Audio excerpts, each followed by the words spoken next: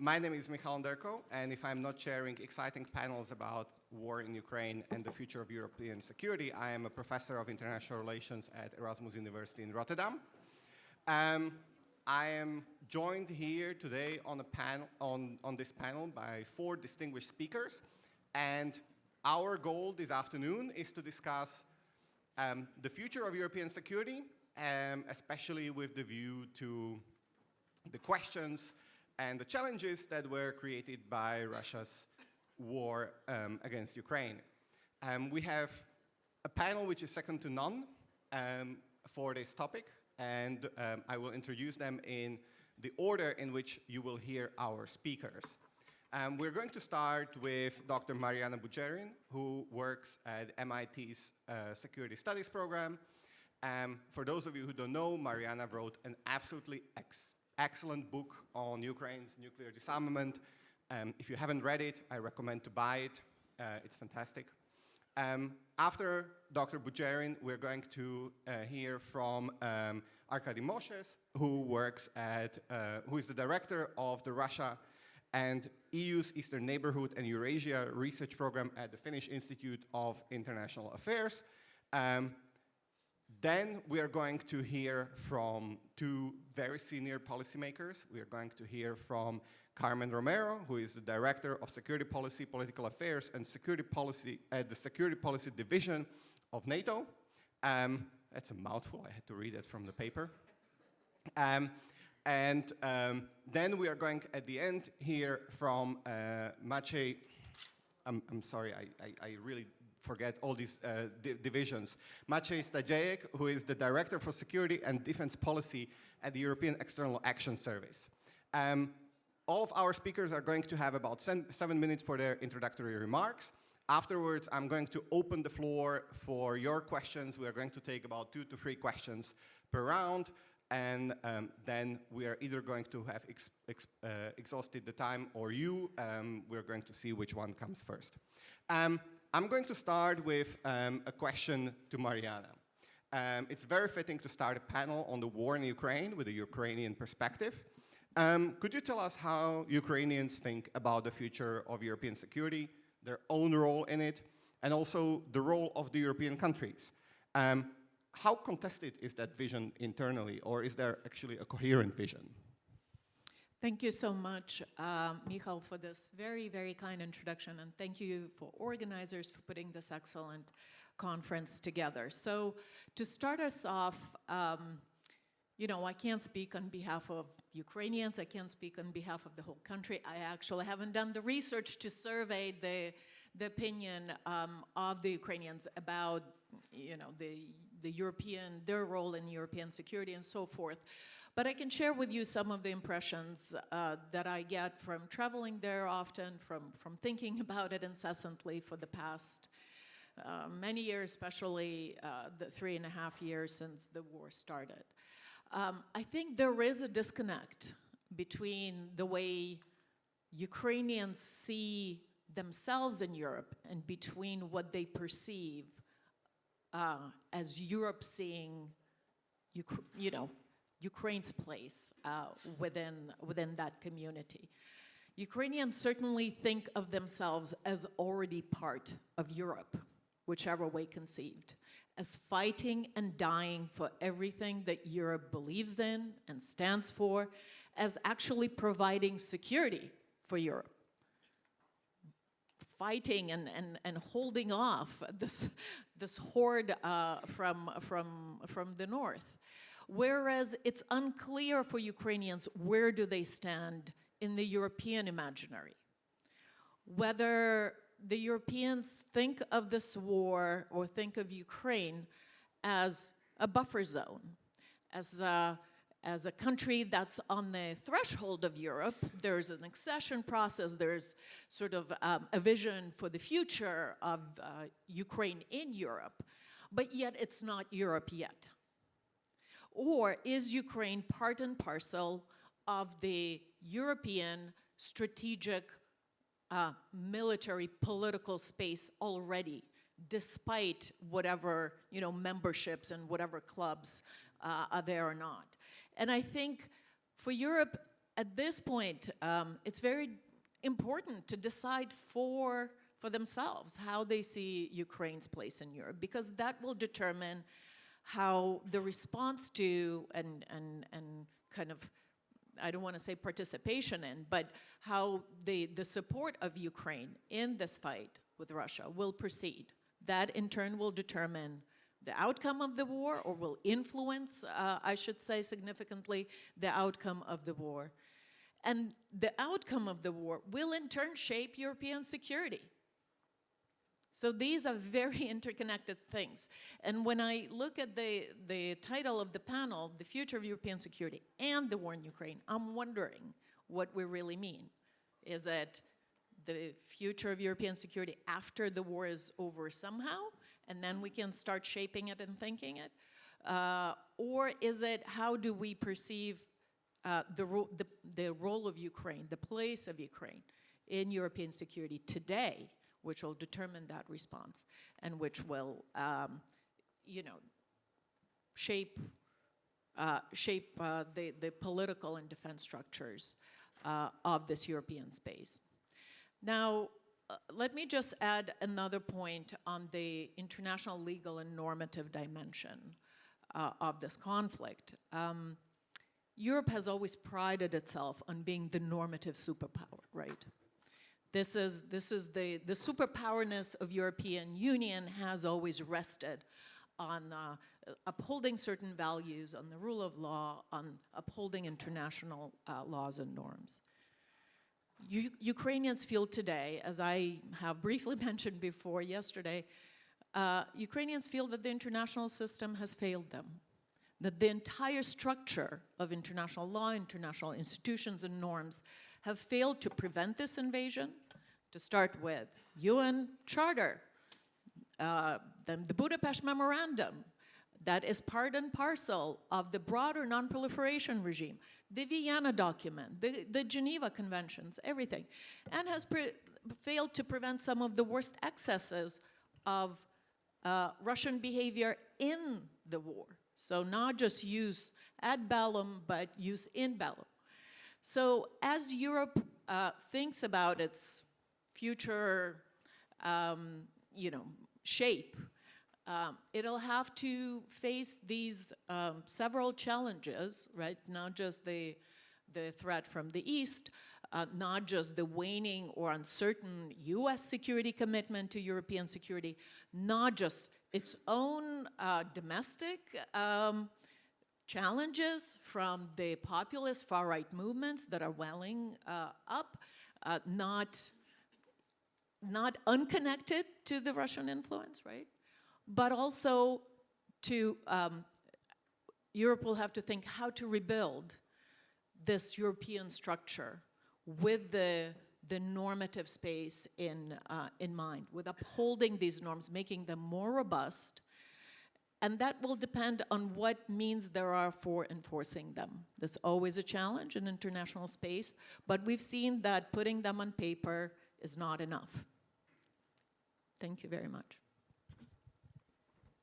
Thank you very much, Mariana. I will now move on to Arkady. I had the privilege of listening to Arkady a year ago at the Helsinki Security Forum, where he delivered very provocative remarks. A year ago, at this Helsinki Security Forum, you said that the next European security order will be built against Russia and not with Russia. But I want you to now look on the other side. And how do you assess the current Russian thinking about European security, Russian strategic calculus vis-à-vis European security? And where in that picture does the Russian relationship with the United States, especially under President Trump, fit in? And all that in a couple of minutes. Yes. I will be provocative also.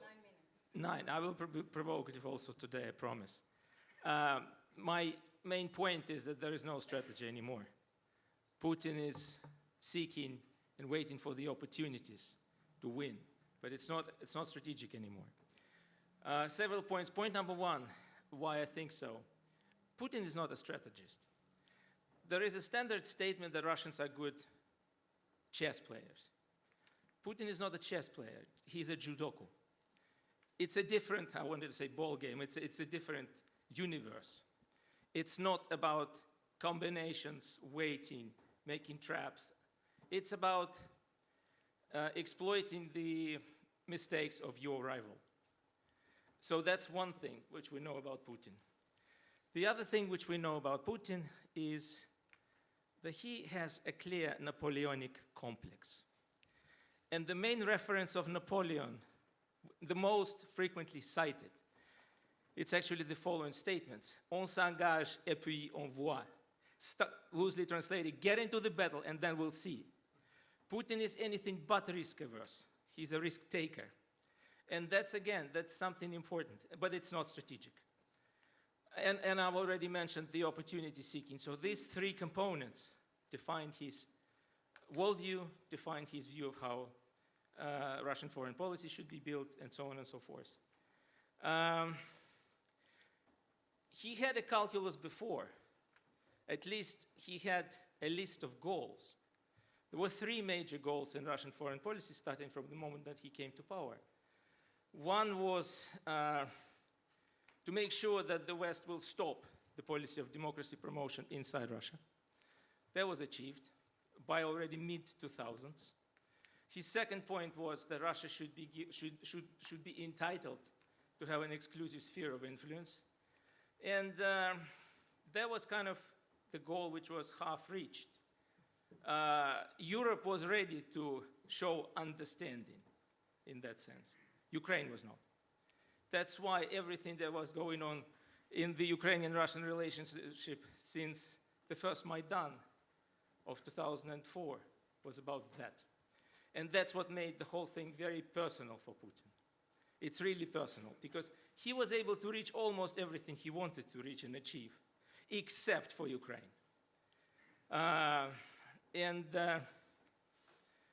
So that was half achieved. The third thing which he wanted was to revise the ending of the Cold War, to make sure that the West will treat Russia as a superpower again. Where was Europe in all that? Well, oh yeah, and in order to achieve these three things, how he wanted to achieve them? By means of offering economic opportunities. Basically, we could call it buying, we could call it bribing. It worked with Europe. That's why Putin was absolutely not prepared to see how Europe would mobilize for a cause, which he did not want them to do. So he was not ready for this mobilization of Europe, because before he thought Europe would always cave in. And that's what Europe showed him, that he would, there was enough evidence for him to assume that Europe was going sooner or later to cave in. If we take the big things, Russian war against Georgia, what was the end of the story? Russia was declared to be a strategic partner of the European Union. Crimean annexation. What was the outcome of the Crimean annexation? Germany doubled down with construction of the Nord Streams. What was the violation of the Minsk I agreement by Russia? He got Minsk II agreement, which was much better for Russia, and which was not something that he imposed on the then Ukrainian President Poroshenko. It was something which Angela Merkel and François Hollande helped him to impose on Poroshenko. That's a long story, but these are very important things to remember. So now he is probably a little bit at a loss when he thinks about Europe, but he thinks he can outweigh European leaders. In his view, these people will be retired politicians much sooner before he will even consider his retirement. As we heard this, they overheard the conversation between him and the Chinese leader. They were talking about the lifespan of something like 140 years, right? Just go check. I may be a little bit mistaken about the figures. So it's not a strategy. It's just waiting for the opportunity. And here Trump enters the game. Well, for Putin, Trump is not a game changer. He is a lottery ticket that was dealt to him. But this is a lottery ticket before we know what kind of a ticket it is. It might win, but it might not. Putin was quite realistic about Trump. We all are saying that Trump is unpredictable. It's probably the case, but what Putin clearly showed was that he was not euphoric about the arrival of Trump. In fact, it took him about 36 hours before he sent his congratulations to Trump. And even before that, at one of his press conferences, he actually said that he would prefer Democrats. Yes, we should not trust Putin and take what he says at face value. But this is the thing, which I think, where he was not lying. Why? Because he saw the Democrats, he saw Biden. He had seen Obama's reaction to what was going on in Russia and Ukraine after 2014. He also remembers Trump's behavior during the Trump 1 term. I have a lot of things which I could talk about that, which clearly were not pleasing Moscow. But most important from them was that Trump decided to give Ukraine javelins. Javelins were extremely helpful in the initial phase of the war. Without Trump, they might not have been given to Ukraine. And that would have cost Ukraine a lot of human lives more. So when Trump appeared, actually I wrote several articles, you can read them, op-ed size, where I was arguing about a year ago that Trump would not do what Putin would want him to do. I mean, we don't have time to go through that at the moment. But Putin's approach was pretty simple. Again, he wanted to offer Trump some economic opportunities. He still wants some economic opportunities in Russia in exchange for the geopolitical victory that Trump could potentially give him. But this is where we should also understand one more thing. American foreign policy is less personal and personalized than people usually think. In Russian-American relationship, structural beats personal. All presidents of the United States, from Clinton to Trump 1, wanted to improve relations with Russia by means of reading Putin's soul, by means of, I don't know, resets, by means of friend Bill and friend Boris. Every time at the end of the term or to 2 terms of a president, the relationship would be worse than 4 or 8 years before. I don't have time now to go through why the structural problems are so strong and so deeply entrenched, but they are. A personal temperament and a personal choices cannot change that maxim, I would say. So if we look at, I'm almost there. If we look at the things which Russia wants, can Trump return the frozen Russian assets from Europe? No. It's a decision which Europe should take. Trump has, he can of course pressurize Europe on that, but he cannot guarantee that's going to happen.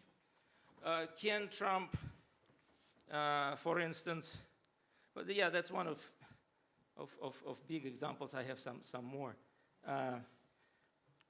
So in the end, yeah, my parallel would be here, a much smaller thing. For instance, he took now the sanctions against the Belarusian national airline. Okay, so they can fly to the United States. You may say, no, they cannot, because Europe is around. And this Belarus is still under the sanctions, just as it factually was before. Europe has become volens nolens, a kind of an actor, which has to take decisions. So Trump cannot give them money. Trump cannot lift the European sanctions, and so on and so forth. So I'm ending the story now by saying that Russia is in a difficult situation at the moment because for Europe, Trump has become a game changer. Europe has to change its foreign policy behavior, and it now knows it. Putin has conflicts both with America and with Europe instead of what you would have used to be a conflict with the West. Now it's 2 Wests, but it's still a conflict. And this is how it will continue, and it's not promising Putin any easy times ahead. Okay, thank you. Thank you very much. In any discussion about the future of European security, we have to talk about NATO, who is a key actor in European security. Following the summit in The Hague, there has been a sense of urgency in increasing defense spending. Carmen, how should the alliance proceed to deliver on its mission of deterring external threats while maintaining internal political cohesion and also in the face of varying political priorities and budgetary pressures? Thank you, Michal, and thank you very much to our colleagues from the European Union, to Stefan, to Maciek for inviting me to this very important conference. This is the second year. So I will start answering your question by referring, Michal, to a statement made by our NATO Secretary General, Mark Rutte, last week in Romania when he was addressing industry. And he said the following. He said, because, and I'm referring to this statement because it describes, in my view, the current strategic security environment, but also the future strategic security environment. So he said, the danger posed by Russia will not end when the war against Ukraine does end. For the foreseeable future, Russia will remain a destabilizing force in Europe and in the world. Russia is not alone in its efforts to undermine the global rules. It is working with China, North Korea, Iran, and others. They are increasing their collaboration in unprecedented ways, and they are preparing for long-term confrontation. And I think this is what it's all about. So basically, this is what we are faced with, and this is what we are preparing for, and this is what the 32 members of NATO are doing. And this is also what our strategic partner, the European Union, is also preparing for. And we are doing this together using different tools. And I will also like to speak about that later. And this is one of the reasons why the cooperation between NATO and the European Union has really achieved very high levels, and it only makes sense to be that way, because if you look at our populations, over 90% of the citizens of the European Union live in a NATO country, so they are protected by NATO. So we all agree that the Euro-Atlantic security has been challenged in unprecedented ways. And as you were saying, Mariana, the future of European and global security depends on the outcome of the war on Ukraine. We all think that way. And that, as you also said, Mariana, Ukraine's security directly contributes to our security. And if Russia succeeds in Ukraine, the price to keep our continent secure will be much higher than the price we have now. And I give you an example on how much NATO links the security in Ukraine to our own security. So, as you know, in The Hague at our summit in June, we agreed, the members of NATO, the leaders of NATO agreed to spend 5% of the GDP in defense from now to 2035. And for the first time, we are including the military, the security assistance to support Ukraine as part of our own defense spending. This is unprecedented as well. So it shows how close we are. And a point that is very relevant is the fact that we cannot have a break. We need to sustain our support to Ukraine, because Ukraine has to be in the strongest possible position to negotiate a fair and lasting peace. Why lasting peace? Because what we don't want to see is, again, the Kremlin attacking Ukraine in a few years' time, you know, after the end of the war. So that's very important. But also, our support to the Ukrainian security and armed forces will be key. Because why? Because basically the Ukrainian armed forces will become the first line of defense to deter Russia in the future. So against this long-term security environment, what I can tell you is that deterrence and defense will remain, is now, and will remain the top priority of NATO in the current security context, and also in the years to come, we will continue to work in a collective way to create strategic dilemmas to Russia. You said, Arkady, that Putin is not a strategist. That's why it's so important to come up with strategic dilemmas and also to do collectively what we can to change the calculus of President Putin, of Russia. And we see that we are doing that by sustaining pressure on Russia. At the same time, I want to make clear, because we are speaking about rearming, NATO has not changed its nature. So we are doing what we are doing by remaining a basically defensive organization, as NATO has always done, reinforcing our deterrence to avoid conflict, to prevent war. That has not changed. And we continue to build a stronger, but also a fairer alliance to ensure that we are prepared to deal with any challenge. And this includes many things.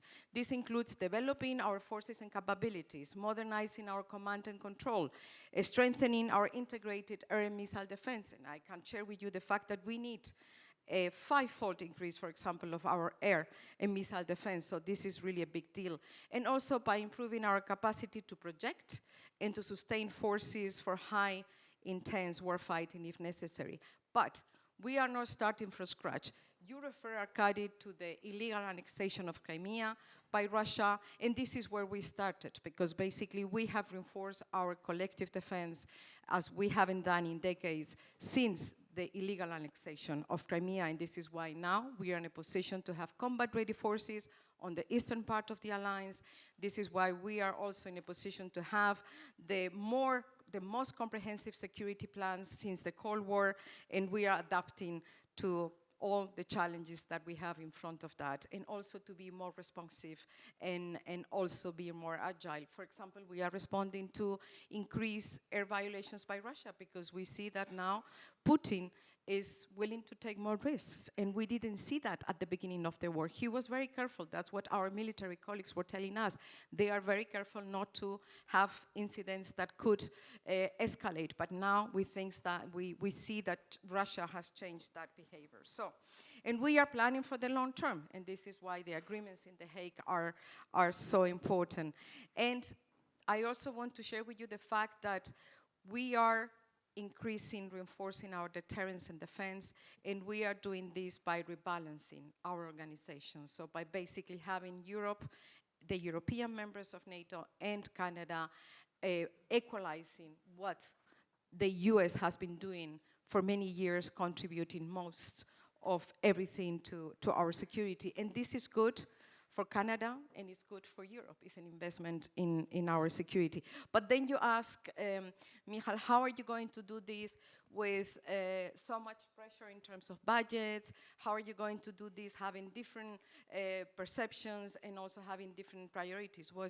I'm convinced that we are going to achieve this. Why? Because if you look at the history of NATO, we are now 32 democracies, and we disagree. We always disagree. We are an extremely political organization, and we have disagreed in the past. We have had very serious disagreements, but what we have learned is that despite of our differences, we always manage to leave our disagreements aside and work towards our common goal, which is to protect each other. We have seen that in the past, and we see this also today. And we agree on the third perception.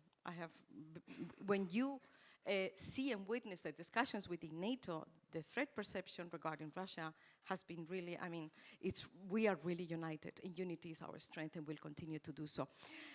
One point on the European Union, because it's something that is very relevant in my view. I think that we are now in a unique historic situation to increase our deterrence and also improve our capacity to defend, if necessary, using the complementary strengths that we have, as organizations. And I haven't seen that before. So NATO, as you know, is leading on setting the military standards, developing the capability targets. But the European Union has an incredible strength in terms of the regulatory power, the internal single market, coming up with the finance tools to help us have the money to invest in defense industry. So we are, in my view, in a unique historic opportunity. But since we are talking in this conference about security and about deterrence and defense posture, we cannot forget the importance of arms control, non-proliferation, and disarmament in this equation. So just a few words to say that this is very relevant for our deterrence and defense, because for us, arms control is a tool for security. And our strategic concept from 2022 underlines that very clearly.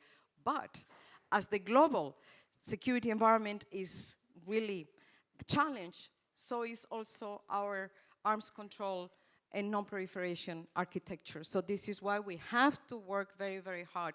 And in the previous panel, I heard about deterrence, defense, and at the same time, the importance of arms control. And I couldn't agree more. So we know what Russia is doing. We know what China is doing. We are talking to the Chinese. They are not interested in transparency. The US is very keen to bring also China on board in terms of arms control. And to say that for NATO, arms control is and will continue to be an important tool to achieve our security objectives. And this is something that has served us in the past, but will continue to do so. And this is why we have very clear, and we are working very hard with all our member states so that we continue to respect and uphold the security architecture of arms control that we have in place. So the NPT, the chemical, the biological weapons conventions, and we see that these are undermined and questioned by our challengers, by also adversaries, and we need to continue to put pressure on that. We also need to think about the new technologies and how they can support also the arms control and non-proliferation architecture. This is why in NATO we support really the member states who are working on setting and shaping future international norms in the area of new technologies, for example, artificial intelligence in the military domain, but also biotechnologies, human enhancement, and space. And my last point on arms control is the fact that we need to cultivate our strategic thinking, and this is in this domain, and I was very pleased to see new generations discussing this in the previous panel, because we have to develop the next generation of arms controllers, and this will be essential for the future generations of arms control. Thank you. Thank you very much, Carmen. You already set the stage for our final speaker. Maciej, given the reorientation of the United States away from European security and existing budgetary constraints and developing European defense security cooperation, where do you see the EU's realistic options to bolster regional security? Thank you very much, Michał, and good afternoon, everyone. It's never easy to be the fourth speaker, in particular after such a good speakers, but I will try to build on what you have said. And starting with Arkady, it was very wise what you have said. Luckily, it was not that provocative. I think it's no longer provocative here in Brussels. And I think that we all among in the EU agree that Russia remains the biggest imminent threat for the security of the continent. And the invasion of Ukraine was the starkest evidence of its growingly aggressive policy. And it finally helped to convince also those who in the past, as you put it, instead of warning signs, were still prompted to do business with Putin. So very basic assumption for the EU now in terms of security is that Russia under Putin is and will remain to be a threat for the European security. And we also acknowledge that weakness provokes attack. And we also have to learn a lesson from what we can call failed deterrence. And I think that it was also something that Mariana referred to. The price that Ukraine is paying now for the failed deterrence. So in terms of regional security, I would say that European answer is twofold. One, it's EU support for Ukraine.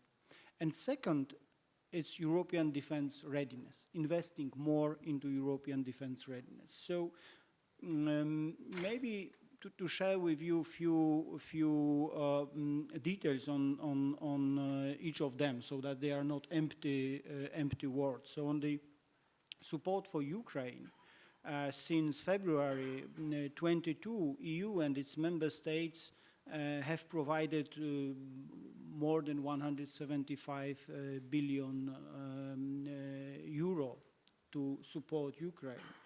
and more than 66 billion were for the military assistance. That's a big change if you compare to the previous EU policy. And this support goes into different forms. We have bilateral assistance from member states. We have more coordinated at the EU level assistance, either through European Peace Facility or through other instruments. There is also, we are also using already now windfall profits from Russian frozen assets. It's to date, it's 3.4 billion euro has been channeled through those profits towards Ukrainian defense industry. And now, as you know, we are working on reparations loan, which would allow us to use Russian frozen assets in a kind of creative way, but in a way that will help us to channel this 140 billion euro to Ukraine, and together with Ukraine decide how and where we would like to spend this money. And of course, military needs will be one of the most important aims, one of the most important elements of this support. We are also cooperating with the US, trying to help in the framework of their efforts to encourage Russia to peaceful solutions. We don't have many illusions about that, but we try we are constructive. We are working on the security guarantees for Ukraine, which would make Ukraine strong enough in order to fight back possible future aggressions once we have already a ceasefire. So among these security guarantees, there are already a lot of concrete measures that we are implementing. Giving you a few examples, so far we have trained more than 80,000 of Ukrainian soldiers in the framework of EUMAM mission. And we are also helping our Ukrainian friends to strengthen their resilience against hybrid threats and resilience of their security sector. We have big EU civilian mission in Ukraine, and we are going to not only continue but also to make it even more active. And lastly, defense industrial cooperation with Ukraine. This is also something that you can see in the prism of real security guarantees. You are aware of our accession talks. We want to speed up the integration of the European defense industry with European defense industries. Recent European Council outlined the objectives here. It's to develop and invest in European defense industry and deepen integration with European defense industry. And that brings me to the second leg of EU approach to European security, which is defense readiness. And I think that there were a few long documents about that, white papers and others, but I think it boils down to this: si vis pacem para bellum. We have identified the most critical capability gaps for European countries, and we are together starting investing in those capability gaps in order to be able, first, to support Ukraine better, second, to face off possible Russian aggression against European countries. It's not only about ideas, it's also about money. You need money, and you need a huge money in order to fill this gap in a relatively short time frame. And here we are also acting. There is an instrument that we call Security Action for Europe, and this instrument will provide up to 150 billion euro in loans for member states, and we encourage member states to go for common procurement. So we also will create the effect of scale and increase the interoperability of our forces. And here, it goes without saying that we work in sync with NATO. We are not proposing any new standards in terms of development of our armed forces. We are using a NATO standard. So, and lastly, maybe to enlarge, to zoom out a bit. So, regional security, we are focusing on Europe, but of course, we work hand in hand. We want to work hand in hand with US. On the US side, we now see adjustment of their strategic posture, and there are very concrete implications of this adjustment in NATO. We can call it burden shifting or different burden sharing. And what it means for us, for Europeans, it means that we need to spend more and take more responsibility for the security at the continent. And that in terms lead us to quite popular a few years ago notion of strategic autonomy. This is how the EU can become really much more autonomous, but still working together with transatlantic partners.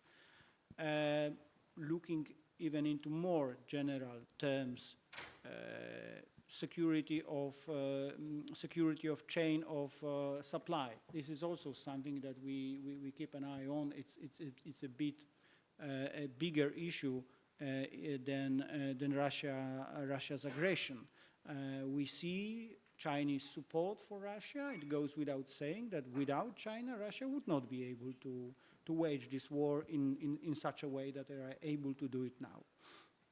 And lastly, to add a bit more strategic approach to that, our vision of the future of Europe, it will be, European security will be without Russia or even against Russia as long as Russia will be aggressive.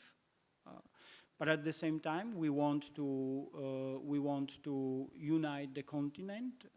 We want to close the process of enlargement. And we are also looking beyond. We remain strongly engaged with leaders from across the continent. And here I would like to mention the project of European political community and quote President Costa, who said at the last meeting that the European political community is the demonstration of a shared political will. Together, we want to work for the peace, development, and prosperity of our societies and citizens. And this is our message for the continent. This is also a message for Russia, but not Russia of today. Because Russia of today, Putin's Russia, is aggressor, which needs to be stopped. Thank you very much. Thank you. Thanks to all the panelists for their fantastic remarks. We have about 20 minutes left. I'm now going to open the floor for questions from the audience. I would like to invite you to introduce yourself and have a question. And we're going to start with Polina over there. And then we're going to go to gentlemen in the back. And we're going to collect 3 questions, and then we go to audience, and then we come back. Polina, you have the floor. Yeah, Polina Sinavet, the head of Odessa Center for Non-Proliferation. Thank you very much for the brilliant panel, and it was very thought-provocative for me, and this is why I want to be a bit thought-provocative for you. In particular, I would like to focus on what Arkady said and Carmen said about Putin and risk-taking, being risk-taking or risk-averse.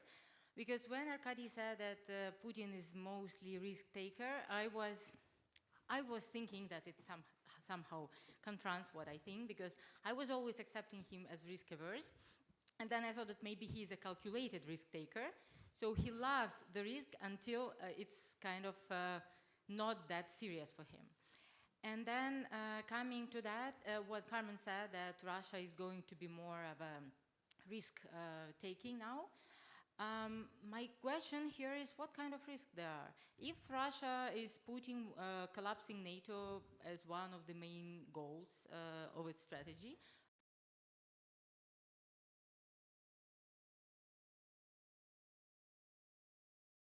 and supplying Ukraine with arms and nothing happened.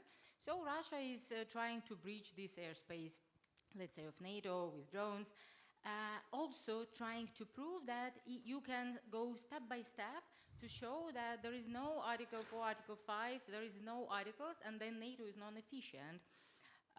Or there any other serious risk for Russia? Because I believe that the only thing which Putin is afraid is the risk of escalation, which may get to nuclear level. Thank you very much. Thank you very much. There is a gentleman in the back who had a question. He was very active in waving his hand. Go ahead. Thank you. Velko Atanasov with the Bulgarian Institute for Security International Studies in Sofia. First off, thank you. It's rare to see decision makers and practitioners at such an event. I'm still baffled with the questions that Mariana asked in the beginning about the new strategic posture. Of course, I'm impressed how the Ukrainians are thinking about the norm-based diplomacy of Europe. I guess my first question is, what do they think about the transactional diplomacy of President Trump? But my question is more of a trying towards finding a solution for the strategic posture. What about, and this is maybe to Ms. Romero, what do you think about extending the partners across the globe initiative by NATO? Building, for example, on the results of the EU-Japan summit in 2025 and working towards strategic isolation of Russia. Because we heard a lot about China, we heard about North Korea. And have you thought about this as a part of the new strategic posture of NATO? And that'll be interesting what Maciej would say about this as a representative of the External Action Service. Thank you. Thank you very much. The lady here in the front had a question.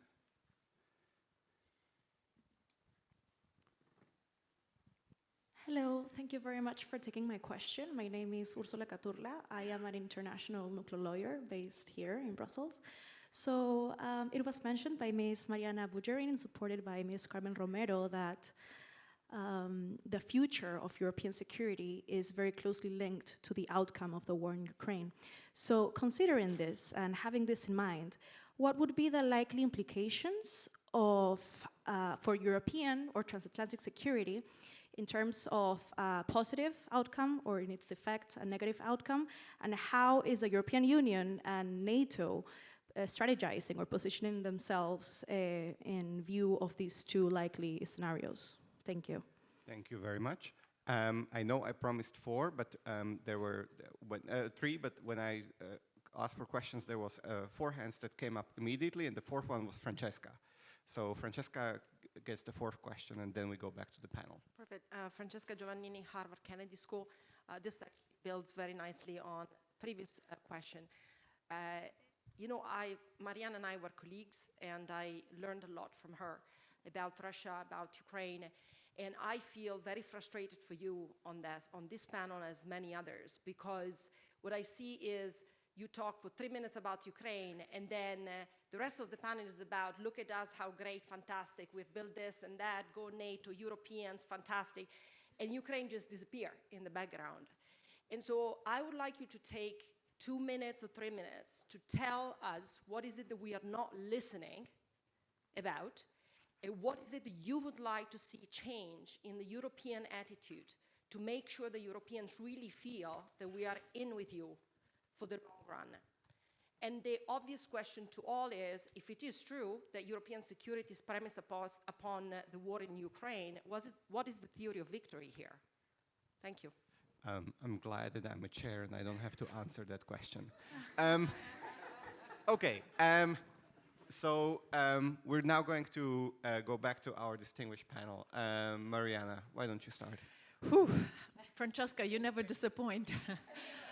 I mean, I was going to make a sort of a reflection on the panel's, you know, great and very substantive interventions by my co-panelists, that they in a way reinforced my my understanding that there are two separate issues. There's support for Ukraine, and there's defense of Europe. Europe as conceived as certain institutional structures, EU and NATO. And these are related issues, they're connected, but they're not the same, right? One way to conceive of this war is that there's a security problem on the continent. That's the term, Maciej, you used. The whole continent is in peril.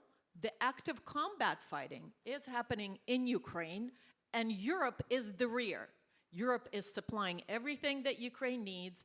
It doesn't have to go and die. Ukrainians are doing that. Doesn't have to send their sons to be prisoners of war and languish in Russian prisons. Ukrainians are doing that. But then everything else is supplied as Ukraine needs, right?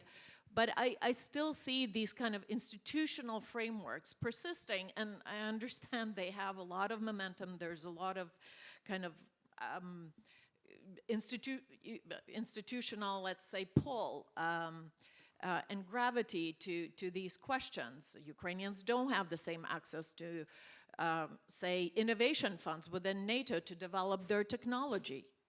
NATO members have, but Ukrainians, say, drone companies and startups don't have the same access. They're in need of cash to scale their production. They have to go and beg for it, right?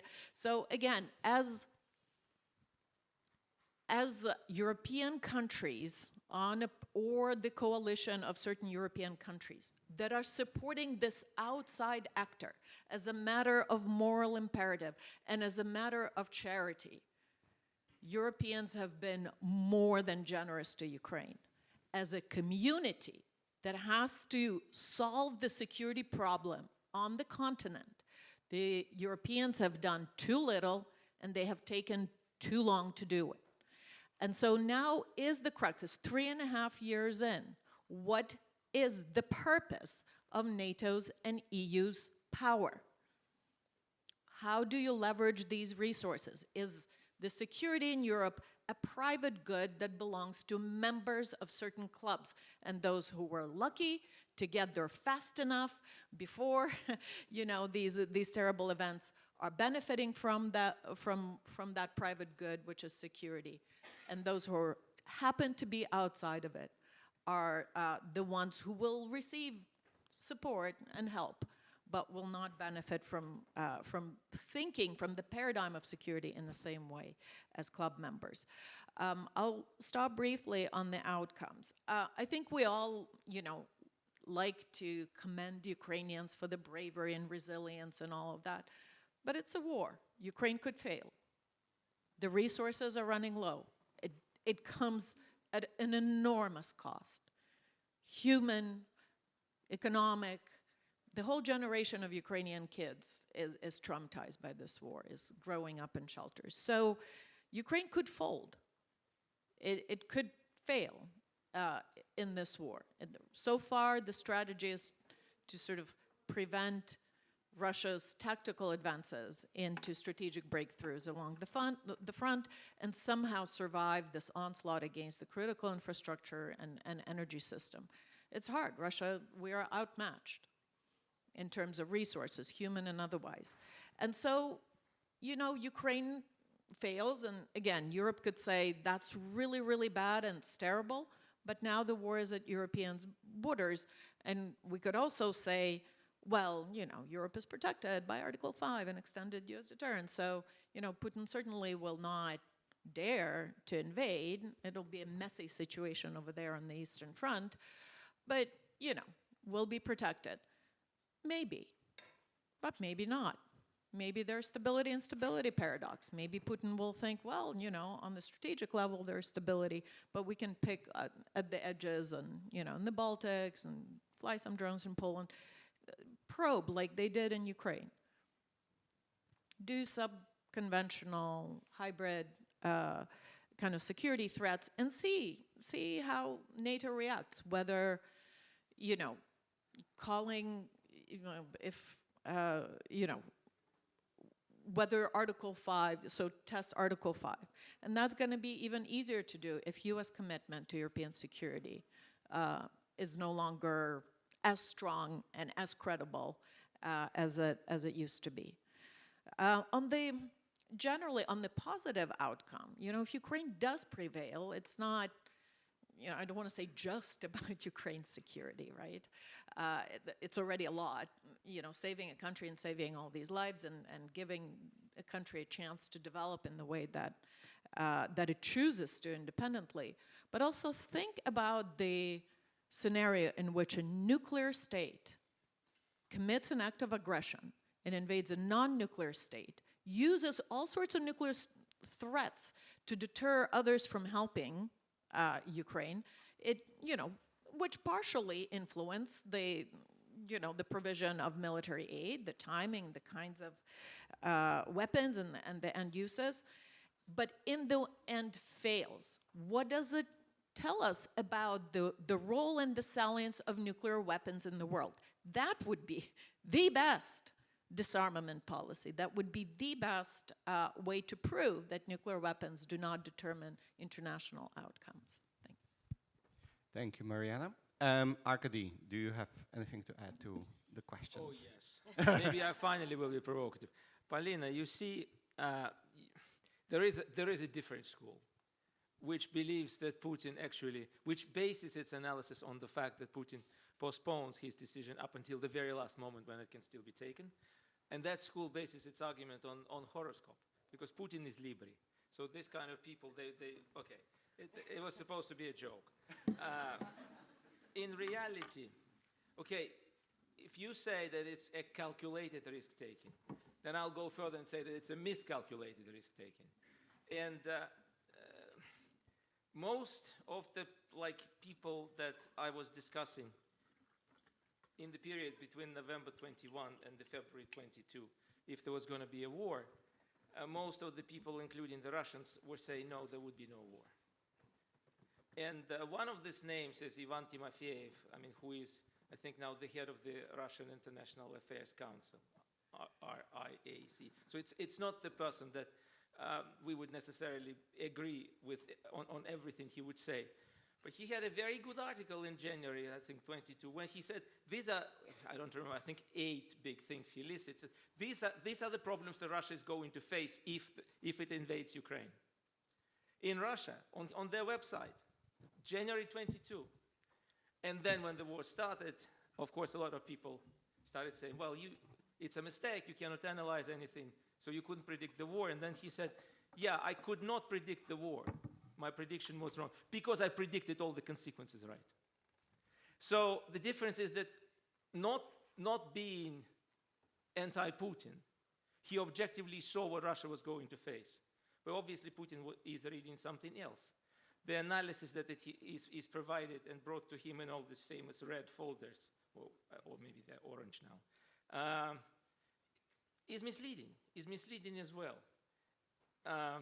So that's where partly the risks are. Speaking of how much they would be willing to provoke and whether the hybrid war will further escalate, and there will be more of that to come. Yeah, it's difficult to predict, but I still think that Putin also has learned something. I think that if Ukraine falls, his next step or stage will be grabbing 4 other post-Soviet countries: Belarus, Moldova, Georgia, and Armenia. And he will not go to Central Asia, because he's not necessarily willing to restore the former Soviet Union in its geographical or political borders. But this would be the countries which would be in big trouble, because of course they are too weak and too small to be able to resist Russia on their own if Ukraine fails. And the West will not have energy to mobilize once again. My final point would be where these two schools would probably agree, is that Putin understands and respects, but what matters more, understands power. This word, I tried to translate it into a number of languages. I basically failed spectacularly. I was trying to translate it into Russian. I was trying to translate it into Finnish. It's such a big word in English. It's not force, right? Or it can be force. It's not energy, or it can be energy. It can be even resources. But Putin respects power. It doesn't mean that the country which would be willing to start a war with Putin before he should be ready for that before he understands what's going on. But let's say during his terms, quarter of a century in power, there are at least 3 very big, interesting cases where he made huge concessions. First was the delineation of the Russian-Chinese border, where Russia actually gave territories to China. In Russian history, there were not that many cases when it would have given territories to other countries, but this was the case. And at that moment, that's 2004, 2005, a number of representatives of the opposition, at that time, yes, Russia still had the opposition, they were trying to attack Putin by being more Catholic than the Pope, and saying you are showing the weakness of Russia. And the government was saying, no, if we want to have good relationship with China, this is what we have to do. And they did, and they were right. The second case is Turkey, which is my favorite case. Because if you do a classical analysis, the list of issues, they disagree about everything. They disagree about Crimea, Ukraine, Syria, Azerbaijan, Caucasus, South Caucasus at large. I mean, every question is very problematic and painful. Turkey downed Russian airplane seconds after it entered the Turkish airspace. And yet, the relationship is thriving. And it's really interesting. So the country which sends signals of the kind that we would fight, the consequences of what you might be considering to do to us would be very painful to you. And that's the fundament, that's the basis of the relationship. And my third case is Azerbaijan, which is the most interesting. Russians downed the plane. Inadvertently, there was a tragedy. It was a passenger jet. It was downed by mistake. And first Putin thought, somehow it will work. And 9 or 10 months later, he had to publicly apologize to President Aliyev. And it was shown in all evening news of the Russian Federation. You should have seen that. He obviously didn't want to apologize. He didn't want to, but he had to, because somebody explained to him. So back to the question about red lines. This is what you have to do to make Russia respect your red lines. There should be clear, unequivocal, and frequent if necessary, and principled, signaling that if you do this, there would be problems.